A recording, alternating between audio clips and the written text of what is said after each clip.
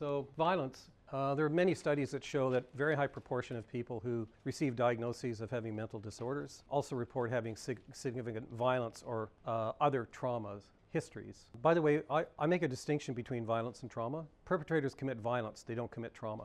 And we need to be talking really clearly about perpetrators' actions, not a theory about what's happening in the mind, brain of the victim.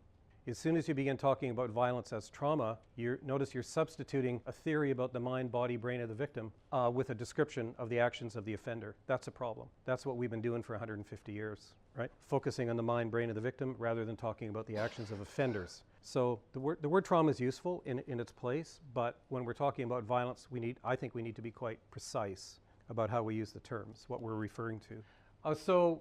Violence in childhood is the single best predictor of diagnosis of mental illness in adulthood. Also in childhood, we know, for example, that the symptoms of so-called PTSD, post-traumatic stress disorder, overlap significantly with the symptoms of autism spectrum disorder, particularly people at the less severe end of that spectrum. We know that the symptoms of PTSD overlap hugely with so-called conduct disorder, attention deficit disorder, and in the diagnostic frameworks that are used in psychiatry, there is no meaningful analysis of violence or any other form of injustice, period. It's simply not part of the project. So what has happened is people who report, who arrive to talk about suffering that they're experiencing, that suffering, rather than being seen as a response to violence, becomes seen as a mental illness. They're then treated for a mental illness, not for a lack of social justice. And that's been happening on a very large scale for a long period of time. Homelessness and poverty, among people who are homeless or living in poverty, there are disproportionately higher rates of violences and experiences of different forms of violence. Eating disorders, dangerous drug use, so-called self-harm, a whole bunch of different kinds of health problems, non-insulin dependent diabetes, and so on and so forth, are much more closely associated with significant violence histories. People who get engaged in what's called prostitution and porn, human trafficking.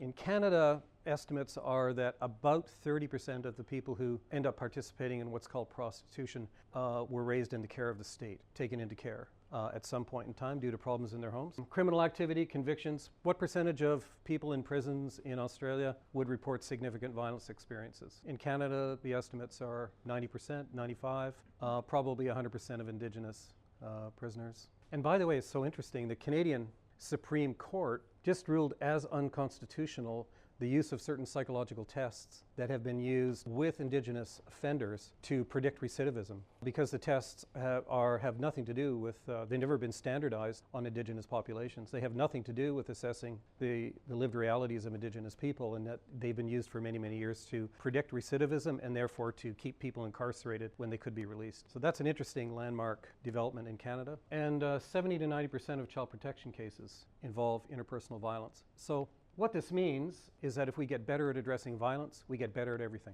If we get better at addressing violence, we get better at everything, because it's right at the bottom of so many diverse forms of suffering. And yet, if I was to ask you, how many of you, maybe some of you will be familiar with the curriculums of your law schools in Australia? How much training in interpersonal violence do lawyers get in law school in Australia?